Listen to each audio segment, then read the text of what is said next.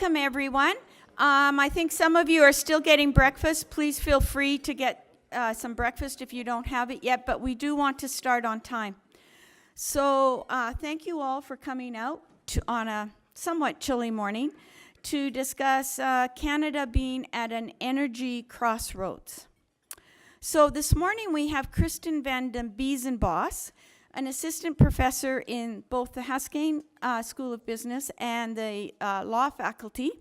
And Kristen has a bit of a unique background in that she started with a Master's of Fine Arts and actually worked in the LA theater industry, then saw the light and recognized that the real creativity would be in energy law, and moved over to energy law and practiced in energy law, and then moved into teaching and taught at the University of Oklahoma College of Law.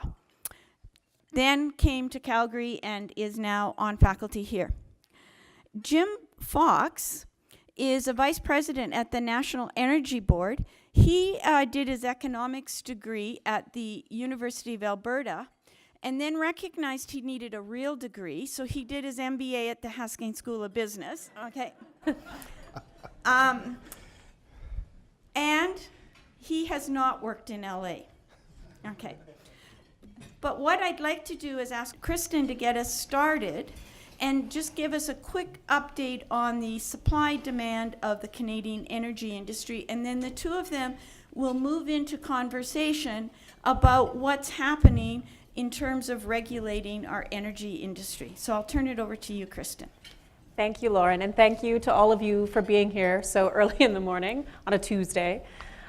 So to get things started for the conversation that I'm going to have this morning with Jim, I wanted to talk a little bit about sort of framing the conversation we're going to have today, which is sort of, we're now at this place, not just in Canada, but this is also true for other countries that are major producers of natural resources, especially energy and fossil fuels.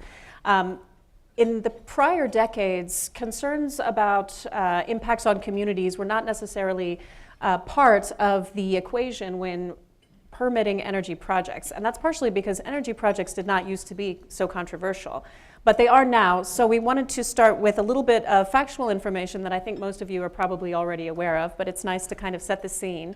The first slide is showing you that Canada is one of the major producers of crude oil in the world. You can see here on this list it's number 3 after the US and Saudi Arabia. Of course, the US has shot to the top of the list in recent years because of its shale boom, and that's changed a lot of things worldwide for crude oil production and sales. But another thing that's not talked about quite as much is that Canada is also one of the world's most energy-intensive countries, and that's because of a couple of reasons that I think Jim actually can sort of speak to. Sure, and I think the most obvious one is that it's cold here. I can get into a technical explanation of how economists and forecasters look at it, but Canada does have the coldest climate in the G7. So obviously we're going to use more energy for heating, space heating, than other places. And secondly, we're far apart. And I mean, this sounds really silly, but I had some of my guys look, and the average distance between the 10 largest cities in Canada is about 1,500 kilometers. In Germany, it's about 300 kilometers. So we have to move goods around 5 times what they would in another sort of equivalent economy.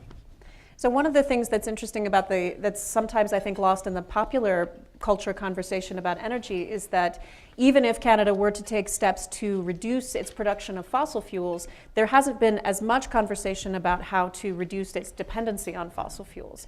It's one thing to talk about it in the context of electricity, but as Jim alluded to, it's also Canada is dependent on several different industries, including logging, aluminum, farming, ranching, that are all highly dependent on fossil fuels as well. And talking about how to address the fossil fuel intensity of those industries has not really been something that's been part of the conversation, at least so far. And this is a slide just quickly showing you proportional energy demand across the provinces. As you can see, the greatest energy demand is coming from, not surprisingly, the most populous provinces, which are Quebec, Ontario, and Alberta, with BC coming in a close fourth. So I think that's interesting too, because we've been seeing a lot of pushback on pipeline projects in particular coming from Alberta, from places like Quebec and BC, but as you can see, those provinces are also highly dependent on energy. Yeah. One of the NEB's roles is actually to look out into the future and take a look at what Canadian energy supply and demand is going to look like. And so we just recently released a report, Canada's Energy Future 2017, where we did our projections and kind of found the information you see on the slide. One thing that's really important is that we see fossil fuel peaking by 2019. And that's in all of the cases that we looked at. Now, this includes coal, and we all know that coal is probably in a decline mode, but the fact that we see fossil fuel use peaking and not just being replaced, coal being replaced by oil and totally by natural gas, is an important thing. We start to see declines 25 years out in terms of Canada's fossil fuel demand, and it'll only be slightly more in 2040 than it is currently. From a petroleum side, we currently produce about 4 million barrels a day, just slightly more than that. What we see that by 2040, crude oil production will be about 6.3 million barrels a day. And that's assuming that infrastructure can be built or some means can be brought up to take away that capacity to markets. And another thing that's sort of interesting about looking ahead to the future and seeing that there continues to be a steady increase, although not a drastic increase, in the demand for fossil fuels in Canada. As we've talked about, that's happening at the same time that there is this kind of popular pushback on energy projects, especially linear energy projects like pipelines. And that's happening both in Canada and in the US.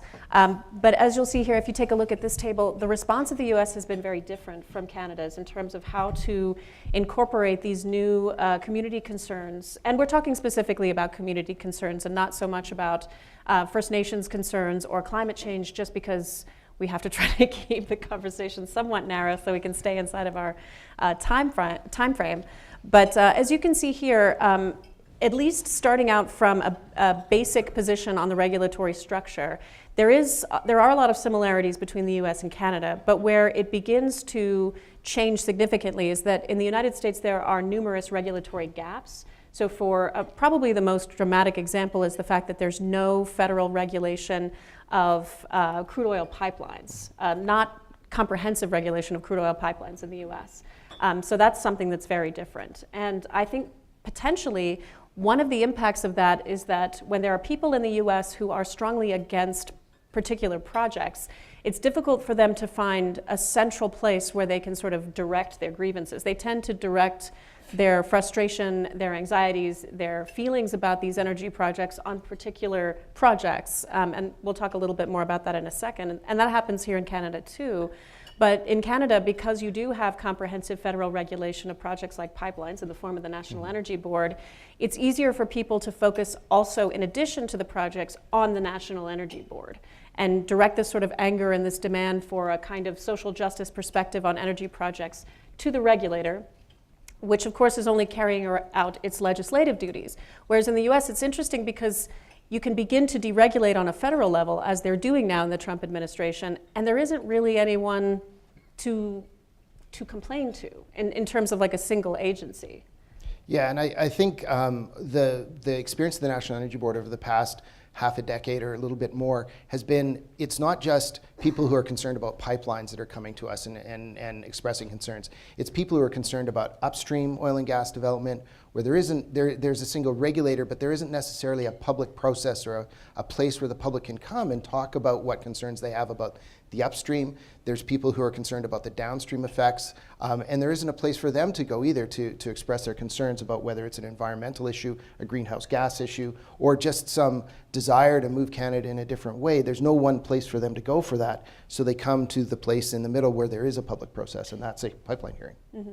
And ideally, I think most of us would agree that if you want to change the way that energy projects are being permitted, if you want to change the calculus of concerns and say, I think that climate change should have a greater weight in the calculus of whether or not to say yes or no to an energy project, or I think that a groundwater contamination should be a major consideration.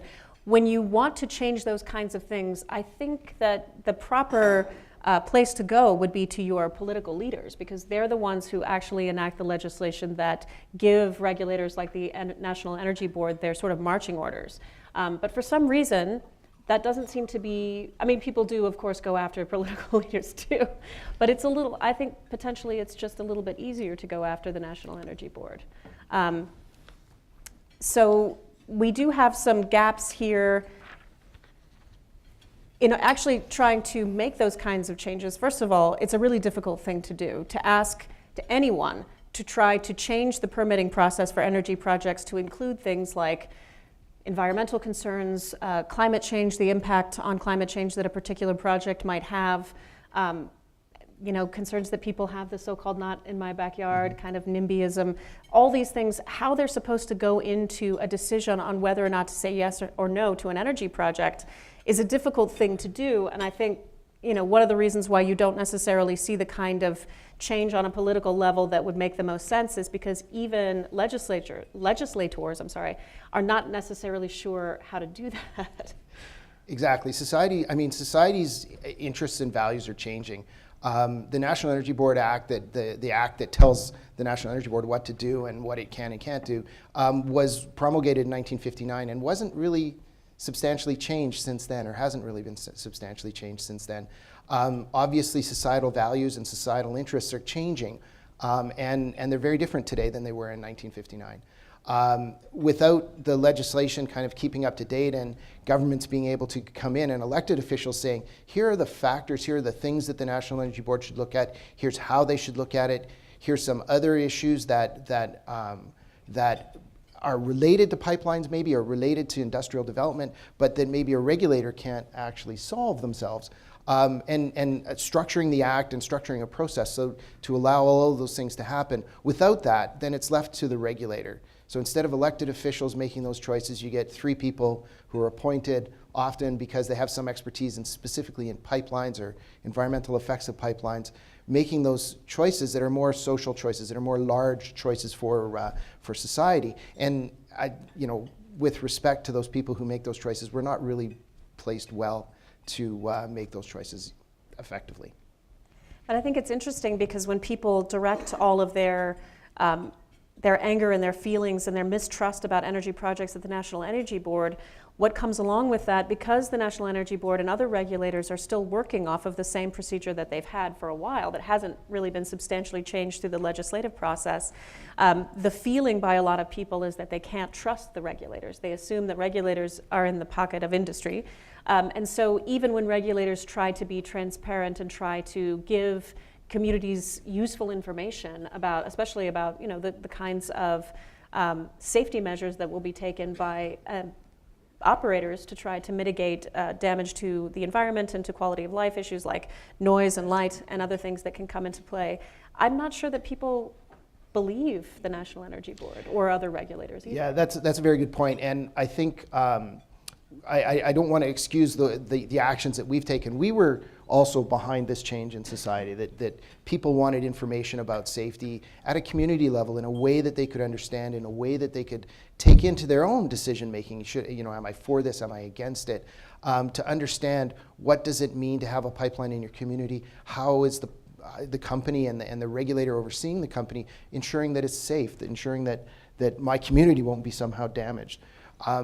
For the first, I would say 55 years or maybe 50 years of the National Energy Board's life, we were unknown, we were quiet, no one really cared about what we did, and so we just kind of moved along. As people started to care about the things that we're regulating and about the industry that we actually oversee, or part of it which we oversee, we didn't change ourselves and didn't get out into the communities and talk to people about, we think pipelines are safe, this is what we're doing to make them safe, this is what we're doing to kind of help ensure the same goals that you have are in the pipeline industry and are there to make the best pipeline industry we can have.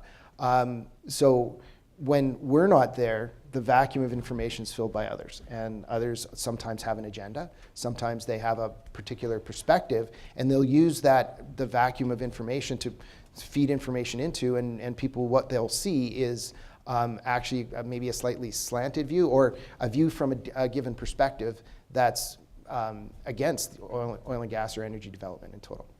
And I think it must be difficult for regulators to find the balance on how to address information that's given with an agenda, like you said, with information, because again, people just assume that the regulator also has an agenda, and that's maybe pro-development, pro-fossil fuels, or at least that's what they believe it to be.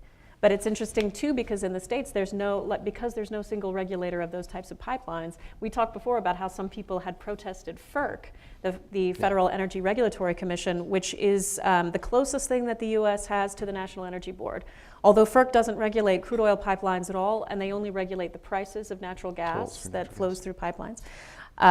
But we did talk about how some people protested FERC, but what did they protest them about? Well, so in 2014, the big issue was fracking, and fracking in the growing natural gas production areas in the central and eastern part of the United States, in Pennsylvania and Ohio. So a number of protesters went down and actually blocked access to the FERC. To the FERC building, the parkade in the front door. And the people that I know at FERC, I was talking to them, and they felt the same level of concern. What people wanted to do was stop fracking for the gas. FERC doesn't regulate that. FERC doesn't have any control. But because it's state regulated, there's no process, there's no place for those people to go in the state regulatory process. The best thing they can find is, well, there is a pipeline. And the pipeline has a process, and the process is public, so they go out and give information to the FERC. The FERC doesn't do what they want, which is stop the fracking, so then they get mad and they start protesting. And so it's kind of it's frustrating both from the regulator's side of being protested for things that they have no control over, but also from the citizen side, the community side, that they have no place to go to have this conversation of fracking is killing my groundwater, or fracking is doing some damage that I'd like to have a conversation about. And it's interesting to note too that when people feel like they can direct their sort of anger over fracking, for example, at FERC, and not going after the state regulators, in the states, the Department of the Interior actually did try to promulgate rules on fracking on federal land, which is the only thing that they have jurisdiction over is federal land. And they did, in fact, develop rules and promulgate them according to the administrative process in the US, and then they were sued by several states, and so the implementation of those fracking rules was actually blocked by the states themselves. So I can see why people didn't want to go to the states to try to do something about fracking. But we're not really seeing, despite the fact that maybe the best thing to do when you want to protest the energy policy of a particular state or province or the federal government would be to go to your democratically elected leaders and put pressure on them, and people do that. They also go after specific projects. That's something that happens both in the US and Canada here, and you can see we have side-to-side examples of Dakota Access Pipeline and the Energy East Pipeline. And interestingly enough, only one of these pipelines actually was stopped. Yes. Although not entirely, I think, because of the pictures that you're seeing here. But. Yeah. One of the differences, Dakota Access Pipeline already had its authorizations in place, and so it was, at least under the rules that it would have to follow, it had be legally permitted, and there was processes going on to actually construct it. Energy East was still in a regulatory process, and the company, I thought they were going to be here, but maybe not, decided to pull it for their own reasons. I would imagine some of those reasons were the public pressure they got, but also it had been a long process, and maybe the business environment had changed somewhat for that.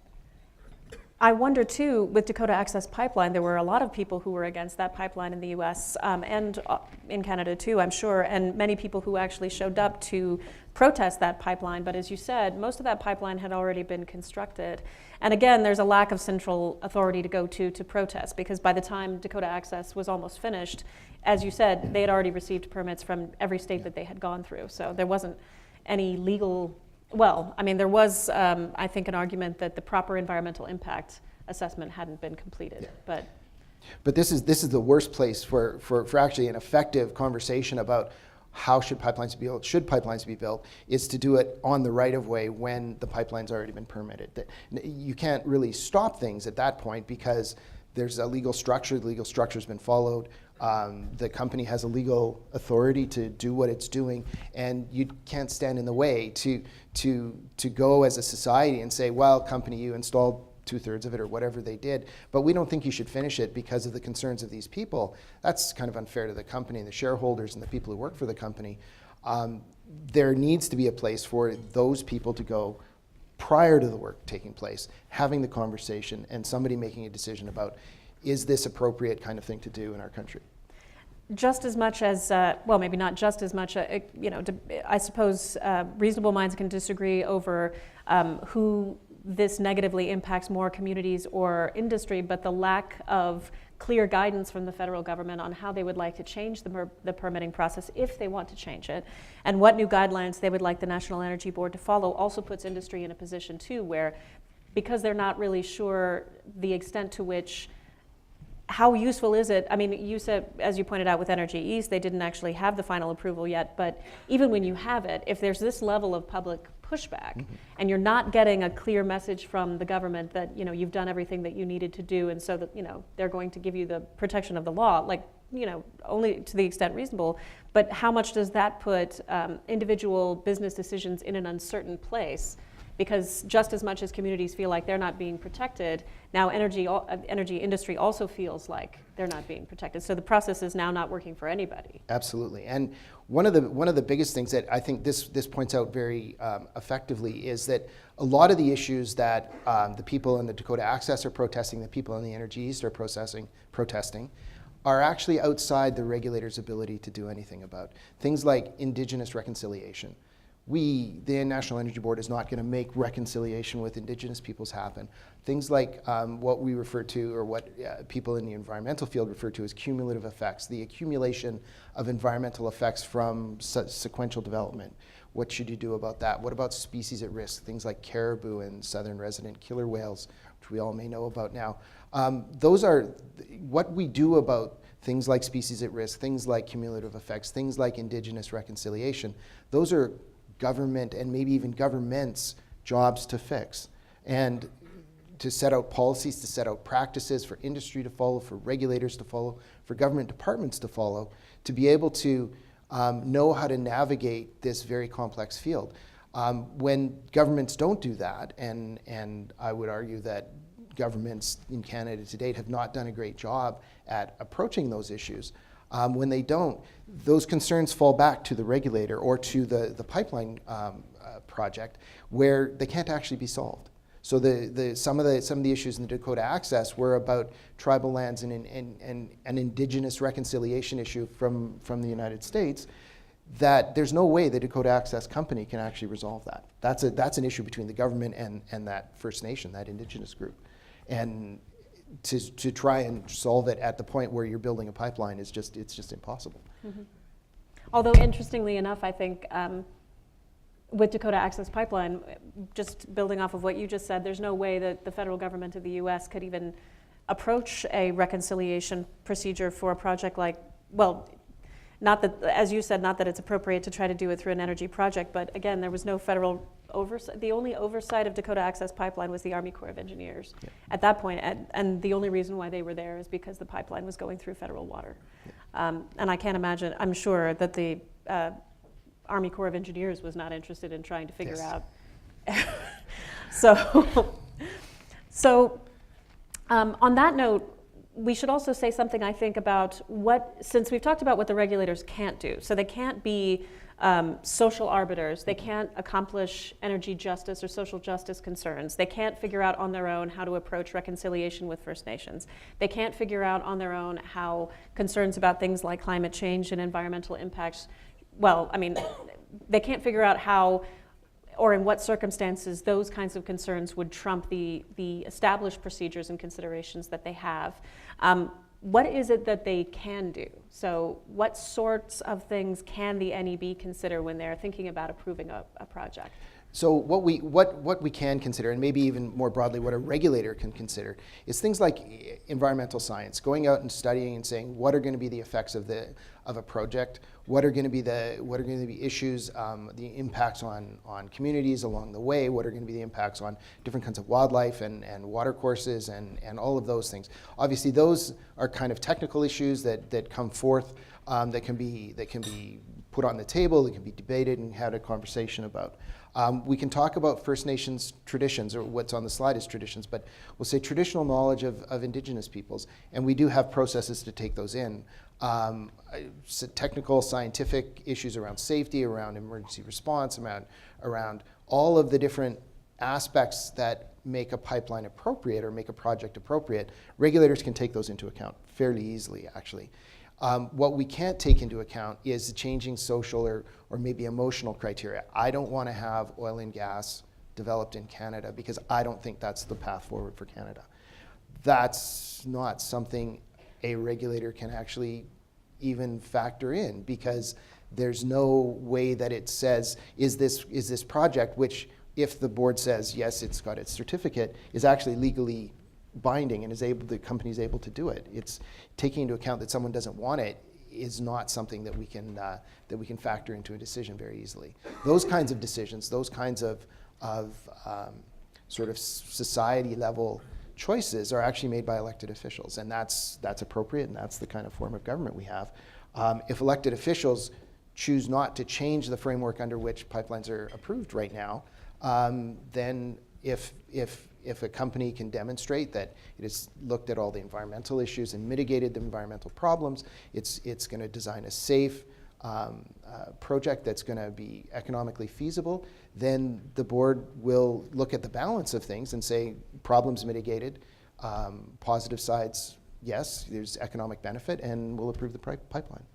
And I think the Supreme Court of Canada has also specifically said that regulators are supposed to base their decisions on objective Absolutely. evidence only. Yeah, absolutely.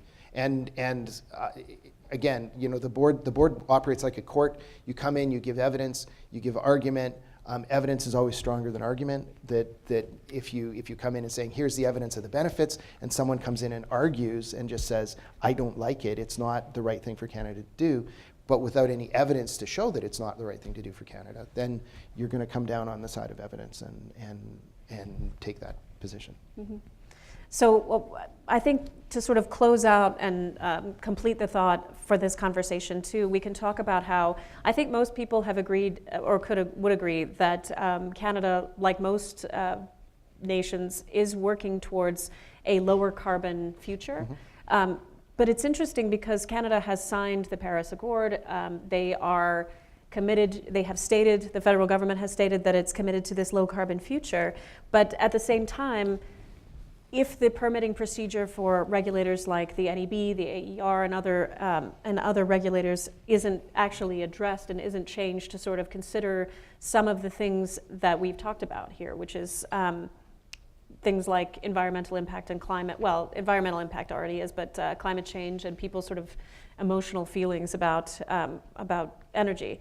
How do you see us being able to move, Canada being able to move into a lower carbon future if the federal government doesn't change the guidelines for the National Energy Board? I mean, doesn't that those two things would be in direct tension then? Because every time an energy company is applying to, put in a crude oil or a natural gas pipeline that's interprovincial, and so they apply to the National Energy Board and they present all of their evidence, and everything is done according to the guidelines that National Energy Board has, and so it continues to permit properly presented and supported pipeline projects.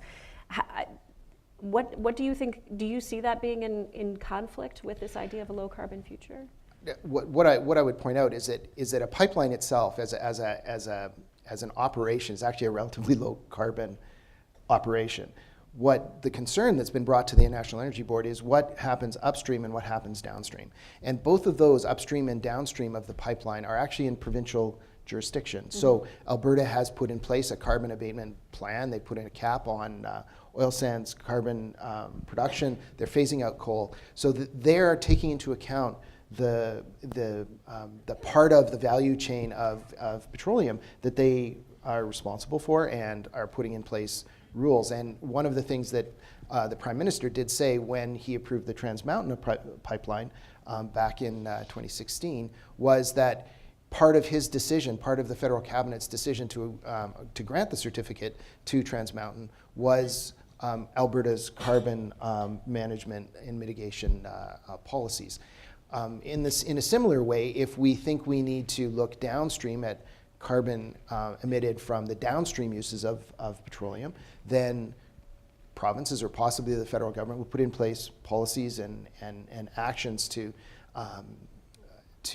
mitigate that carbon being produced those ways. Mm-hmm. And so the idea is to force the decision about carbon or the impact of carbon outside of the pipeline proceeding itself, because the pipeline, like I say, there's a certain amount of carbon produced when you operate the pipeline, but it's not the big part of the story. The big part of the story is outside the National Energy Board's jurisdiction in some other jurisdictions. The fact that we are having other jurisdictions actually look into it and put in place policies and requirements to lower the carbon either upstream or downstream. Those are going to work. And so if you have carbon abatement downstream, carbon abatement midstream, we can look at carbon abatement from a pipeline standpoint. Putting the right decision in the right place is kind of the right way to move it. So it's closing those regulatory gaps that exist. And I think it's important, and what you see on the slide is a lot of information and expertise, is putting information out there so that people do understand that saying yes or no to a pipeline is not necessarily going to have any impact at all on the upstream oil and gas industry. There's other possibilities. There's expanding existing pipelines that might not fall within the same regime. There's rail. There's other possibilities for that oil and gas to be moved to markets. So actually focusing on the pipeline is going to be ineffective if that's your ultimate goal, is to reduce the amount of oil and gas we produce. So informing the public of where to go, putting up places, putting out information and venues for people to go to become informed and to make their expectations heard and understood. Those are ways to kind of shrink the gap in terms of understanding. One thing we didn't mention earlier is I think one of the reasons why potentially one of the reasons why people focus on the National Energy Board is because Canada, more so than just about any other nation, has because so much of the jurisdiction or the regulatory authority over natural resource development is actually with the provinces. Yes. So there's also a very limited amount that the federal government, or by extension the federal agencies like the National Energy Board, can really do about changing. They're trying to do things like setting a carbon price, a federal carbon price, using the tools that are available to them. But I think a big hurdle that they don't face, for example, in the US, is that because the provinces have almost all of the jurisdiction over natural resources inside the province, you can't really tell them what to do. The federal government can't really just tell Alberta, for example, you have to stop producing oil and gas. Or they can't just tell British Columbia, you need to, be nicer to Alberta about their energy projects. I mean, I guess they can say it, but they can't really make them do it. No. So that's a difficult problem to face too, because that's a constitutional issue, and that's not something that can just be. It is, and I think what it requires is where we face a constitutional barrier about one part of government telling another part of government, where you can't do that. Then what you have to do is have a conversation. If you have a situation where you can't tell somebody to do something, the way to get them to do something is have a conversation. And I think that's one of the things we're in right now, is a national conversation about carbon, and that policies need to change and be advanced so that Canada can meet a goal that probably many Canadians would share. Well, thank you very much, Jim. Thank you. Okay, thank you, Jim and Kristen. So this is where we turn it over to questions from the floor. And the process is we have a roving mic. So if you have a question, we ask that you put up your hand and we'll bring the mic to you. But I always get the chance to ask the questions first. And I think there are a few corporate people in the room. So Jim, my first question is, what advice to energy companies who feel like the NEB is biased to NIMBYs? What advice would you give them moving forward? I think the advice that I would say is recognize that the world has changed. So I have had a long career at the National Energy Board, and for much of that career, we lived in this world that was constructed in 1959. The world has changed, society has changed. And many of the changes are political versus regulatory, or societal versus regulatory. So what I would say is get involved with the people who want change, have conversations with them, engage stakeholders, and find new solutions. Regulators are not always in a great place to find what the solution to a problem should be.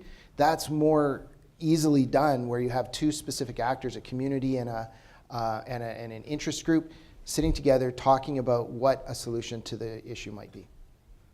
Okay, and Kristen, there's an issue that we never really discussed, and I'm going to kind of put you on the spot, but Do you think the deregulation of the U.S. energy industry, or the potential for Trump to continue to deregulate it, will impact the Canadian energy industry?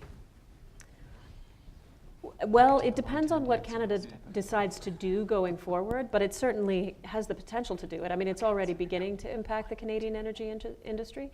As I think all of you are aware, for decades, I mean, the U.S. is Canada's #1 market for energy, and that is still true, but for how much longer, it's not really clear, because the U.S., as you could see from, I think, one of the first slides, if not the first slide we showed you, is that the U.S. is now the world's largest producer of crude oil. So how much longer they're going to need to import those things from Canada isn't clear. And then when you're right next to, if the response of Canada's federal government is more regulation, which makes energy development more expensive and more difficult in Canada, I think that that could put Canadian energy in a very awkward position, being right next to a country where there is a concerted effort to make less regulation, so to make it more efficient, more cost-effective, cheaper, with a bigger market. That would be a difficult thing to compete with. And it's worth noting very briefly too that there's only so much that Trump can do. What he's really doing is saying that he's going to let the individual states that would like to deregulate and want to step away from regulation, he's not going to interfere with it. And although he is having FERC, of all places, do some interesting things, I think FERC has proposed an interesting rule that would be, I think people have accused it of trying to revitalize the coal industry through a really strange intellectual exercise to justify the rule. So that's an interesting thing. But yes, I think it does have serious implications for Canada's energy future, and it should also be part of the conversation. Okay. I'd like to now open it up to questions from the floor, and I think the first person right there. Okay. Excuse me, Jim. Really enjoyed the conversation here. In Alberta, the legislation directing the Alberta Energy Regulator has a very clear set of purposes, in the sense of their job is the orderly and efficient development of Alberta's energy resources in the public interest. Yes. Do you feel that the NEB has that same level of direction from the government with respect to its purpose, and whether that's not, if it doesn't, if that's a problem? So I would say, do we have a problem with clarity? No, we don't. The National Energy Board does not have the same purposeful development of resources in the public interest mandate that many provincial regulators actually have. The board's role is to make decisions that are in the public interest, and there's no bias towards actual development or not. Whether it's a problem, to the extent that it might not be clear to people, that's a problem. To the extent, if it's not clear to the National Energy Board in its own legislation, that's a problem. But the fact that it's not there, I'm not exactly sure that is a problem. Once the rules are clear, I think we can all operate within the rules, or make decisions about operating within the rules. And I will say that the government is looking at the National Energy Board Act and the sort of front to back, if you wish, in a process that will produce some results in the coming months, I believe, and we'll all know then what it's going to look like going forward. Okay. Another question. Okay. Yeah. Fascinating discussion this morning. It's Zold from Nexon, and my question is with respect to the recently released modernization report of the NEB. I'm just curious to get your views on. I believe there was an effort to create almost like an energy information agency for Canada, and then as well as that precursor 1-year period where you determine if a project's in national interest and then move forward to the regulatory process. So just love to hear your thoughts on that. So I'm in a slightly difficult situation. I can't necessarily peer into the government and into the government's mind and know what they're thinking about doing. The issue of a national energy information agency, one of the differences between Canada and the US is in Canada you have you have 14 roughly equivalent jurisdictions. You have 13 provinces and territories in the federal government, all of which have have different powers but are roughly equivalent from a constitutional point of view. In the US, the ability of the federal government to kind of overarch itself over state governments in something like statistical gathering and energy analysis is entirely different. And so the only way an energy information agency in Canada could work is to get agreement and get cooperation amongst all 14 jurisdictions, which is hard, but probably something worth doing. It's challenging in Canada when people are actually going to a US agency, the EIA, for information about Canada because theirs is better than ours is about ourselves. So more cooperation, more collaboration is absolutely necessary, and more energy information would, I think, help this debate. But it's not going to be easy because provinces are responsible for energy development, for the most of energy development, and they hold a lot of the information that's going to be important in this conversation. Kristen, do you have anything to respond to in terms of what's going on in the US and information? Well, in terms of information, I mean, one thing we didn't really talk about because it's, I mean, but with the US, the federal government in the US has jurisdiction over wholesale power, which means power generation and transmission. So to the extent that they see that as being under Congress's jurisdiction, that's one of the reasons why they're able to comprehensively gather that kind of information. And that's, again, that's just a different situation than Canada, where it's so much within each of the individual. There's much more sort of siloing within each province than there is in the US, because there is actually federal jurisdiction over one segment of the industry. And to the extent that the process for environmental assessment and regulatory review would change, so there'd be an upfront process and then in the middle process, kind of a multi-stage process. I think the devil in that is in the details. What's actually be done in the first process, what will come out of that first process, and then what would be done in the second process. So ultimately, that's going to be in the details that the government brings out, hopefully soon. Okay, another question? Okay. Hey, I have a question for Jim. An area I don't know a lot about, so maybe just some clarification. You had said that NEB does not really get involved with fostering reconciliation with Indigenous people, or that's not really their role. So I'm just wondering maybe what is the NEB's role in fostering reconciliation? I'm just thinking of like the Hamlet of Clyde River and Geo Services when they have to ensure that there's a deep level of consultation before they grant a project. So the government's, and here, lawyers, plug your ears because I'm going to play a lawyer. When we are constitutionally required to consult with Indigenous peoples anytime we make a decision that, and this is the Crown, anytime the Crown makes a decision that may infringe their rights. The Clyde River decision was a commentary on the process the board did undertake in that decision to do consultation, to have a conversation with the residents of Clyde River, and the Supreme Court said that it was insufficient. At that time, another decision came out at the same time, the Chippewas of the Thames, which said that the board's process was sufficient. And the difference between the two is at that time, the time that the Clyde River, that the MKI decision was made, the board was not legally allowed to have a hearing because geophysical, this is going to get complicated, geophysical decisions come under the Canadian Oil and Gas Operations Act. And under the legislative structure that was in place at the time, we're not permitted to have a hearing.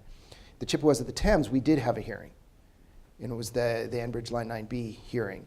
And what the court found is that had we had a layperson's summary is if we had had a hearing and been able to undertake the process in the same rigorous way in the MKI decision as we did in the Chippewas of the Thames situation, it probably would have been sufficient.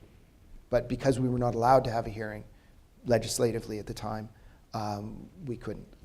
So the board's role in reconciliation, kind of draw it higher, is in making its decisions to adequately consult with First Nations, to work with them to try and build understanding, give them information, find ways for them to participate in the review of the project, and help them understand as the life cycle of the pipeline goes through what's going on with the pipeline and where they might be able to have influence on the pipeline on an ongoing basis.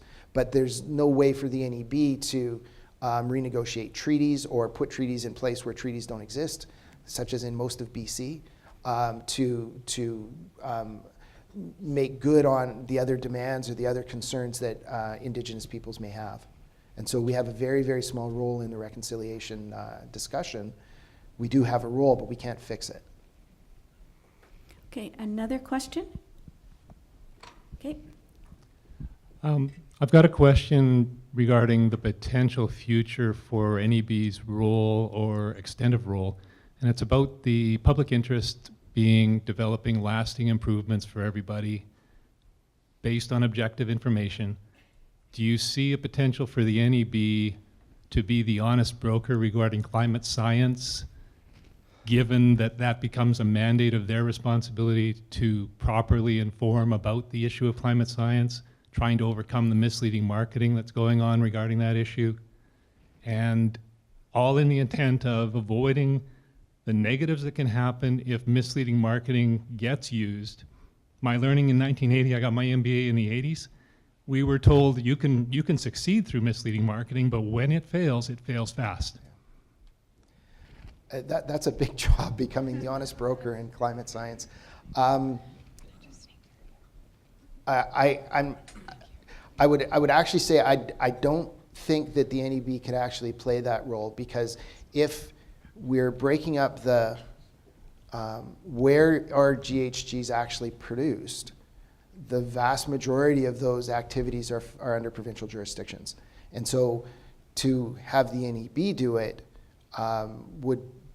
would be maybe not well placed. To have some agency of the federal government, possibly Environment Climate Change Canada, be that honest broker, be that truth teller in terms of saying, this is what good, valid climate science looks like, this is what good, valid GHG science looks like. If we could get Environment Canada to that place, then we could all look to Environment Canada and say, that's the science that we're going to look at and trust and believe in terms of doing an evaluation of an activity, whether that activity is a mine or a pipeline or anything. okay, and actually I'm going to ask Kristen this as the law professor. Okay, where do you think that people or changes in the process versus the policy, like what are the differences and where should that be, people be advocating for that? Well, the process, at least from the legislative from the regulator's standpoint, and correct me if I'm wrong, Jim, but the process can only be changed within the specific legislative mandate. So the National Energy Board was created to do something specific according to, the elected officials that were part of creating the National Energy Board. It doesn't actually have the ability to do anything else but that. So it can make some changes that are responsive to community pressures as long as they're still within its legislative mandate.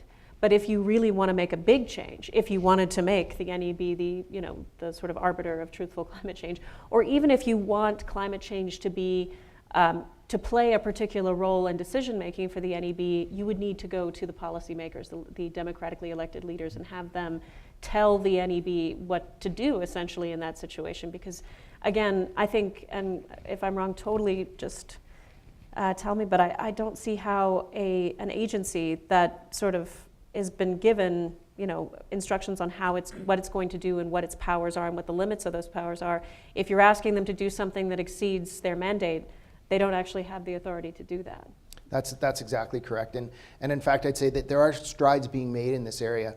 Not long after this federal government took office, they put in place a set of interim measures for major projects, mostly pipelines. And part of that was that they would ask Environment and Climate Change to do a study of certain pipelines that were under consideration at the time and report back to the federal cabinet on what would be the climate change impact of a given pipeline. And so that analysis went for both the Trans Mountain expansion and the Enbridge Line 3 expansion, and the government, having that information in their hands, made the decisions they did, approving both pipelines along with the analysis of upstream greenhouse gas production. The two decisions that the NEB sent forward did include an analysis of greenhouse gas production from the pipelines themselves. So arguably the rules have changed. We're still under those interim measures until the government decides to make some amendments to the National Energy Board Act and potentially other legislation to change the field, I guess. Okay, other questions? Hi, Russell Barnes, RBC, and I just want to thank you for the very kind interaction that you're having up there on an early Tuesday after a long Remembrance Day weekend. But to cut to the chase, I think that when I hear you indicate that the federal government can't be more proactive is what I may have heard at times due to provincial jurisdiction, so it may be for Kristen or yourself. I would go back some 30 years and say there was a Trudeau Senior with the NEP, the National Energy Program for those around, and today it appears we have Trudeau Junior with the NPP, the National Pot Program. And where I'm going with that is it would seem to me that we're able in this country through the leadership of a government to legalize and promote pot in a pipe, but we don't seem to be able to legislate petroleum in a pipeline. And I just wonder if we need more backbone and direction from the top of the House leadership to our great boards that do very fine work and put confidence in the people of Canada, so we can actually have legislated petroleum in a pipeline. Can I just say I love your analogy? So, Kristen or Jim? You know, and I don't hear enough people talking about the additional capacity strain on the grid that all these people growing pot in their houses is going to cause. Do we need it? As a country, as a Canadian, clarity is good. Clarity about Canada's environmental future, clarity about Canada's economic future is good. What are the limits to that? Where, you know, how far are we going to allow it to go? How far should it go? Those are good questions to answer. Having an energy strategy for Canada, something that we haven't had since the mid-1980s, would be a good thing for us to have. Am I going to go on YouTube, or apparently this is going to go up and say that the Prime Minister needs to do a given thing? I'm not. I'm a public servant. I give good advice and then listen for direction. I guess I was just saying I think more confidence needs to be given to the National Energy Board as a very important role. Yeah. I agree that we play an important role. I think confidence has to be put in us by elected officials, and we have to go out and earn confidence of the industry, of all the communities that we would serve. And I do think it's worth saying that I'm sure it would not be a bad thing to have more guidance from the federal government on where they see a plan going as far as Canada's energy future, and really talk to the provinces, not just say this is what we're doing, but actually talk to each one of the provinces and address their specific questions. Okay. Because sometimes what can happen is provinces like Alberta or British Columbia, depending on the position of the government, can feel like they're being ignored or run over, or something like that, partially because of a lack of more direct communication between the federal government and what they're seeing and the provincial governments and what they expect or would like to know. Okay, I think I see two last questions right here, and then we'll move on. Yeah, Bob Braun. Given your numbers that were on the board earlier, that that the hydrocarbons will not diminish in use until 2040. Where is your obligation for safety versus environment, given that we've got a carry-away capacity here of 3 to 3.5 million barrels a day, and we're going to go to 6 million barrels a day of production? Obviously, the residual will be rail, and rail presumably is not nearly as safe as pipelines. Where does that consideration come into your factors? I would say in a given project, company may offer up the one of the arguments for a pipeline to say, well, if we don't build the pipeline, it's going to go by rail, and there's a safety delta. In terms of, does the NEB have a role in? I think we have a role in talking about it. We have a role in talking about safety and how safe our pipes. It's very difficult for us to have a role in talking about how less safe rail is, because A, we're not rail experts, and B, I'm not sure that even statistical evidence actually exists. That would be with Transport Canada if it does exist, and I'm not sure it's there. In terms of promoting more pipes, that's currently something that's not within the NEB's mandate, and something that we're not allowed to do, and something that would be seen as by a court, if someone were to challenge a regulatory decision in court, if we're out talking about how we need more pipelines, a court would say you're showing a bias or a potential for a bias towards pipelines.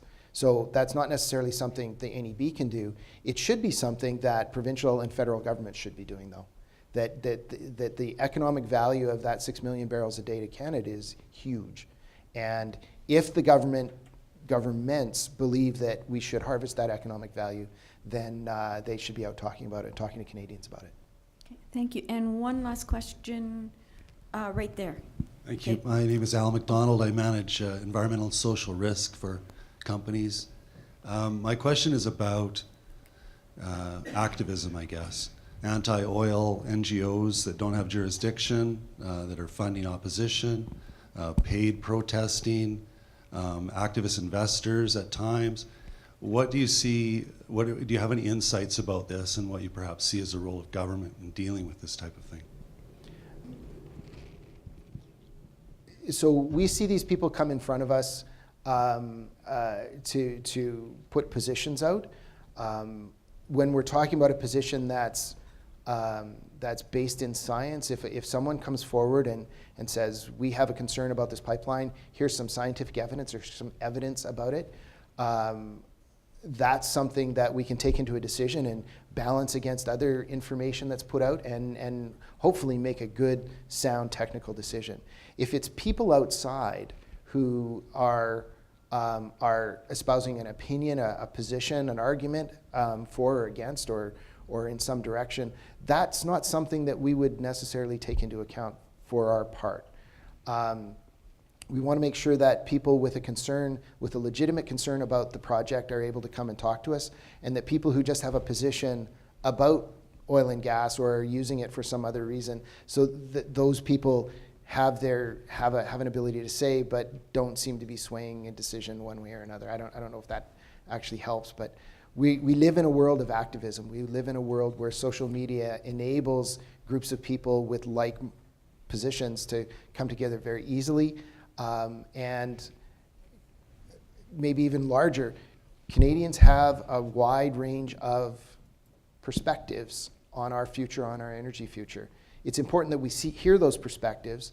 It's important that elected officials set up structures that meet those perspectives as best they can.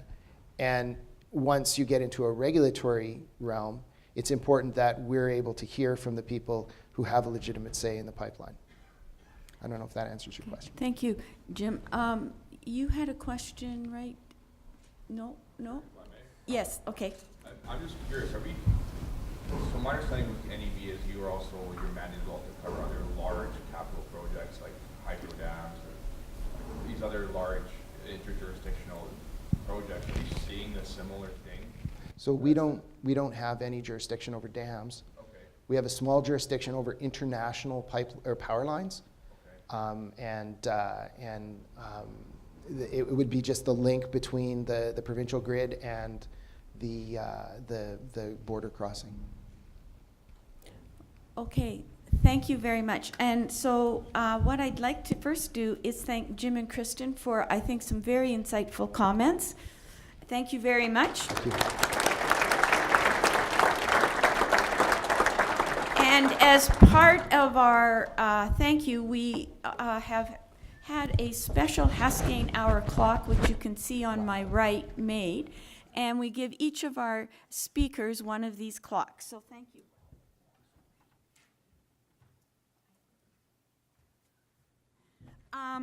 I also would just like to note that our next Haskayne hour is in 2018. On January 24th, and it is, are you on the right side of the cultural,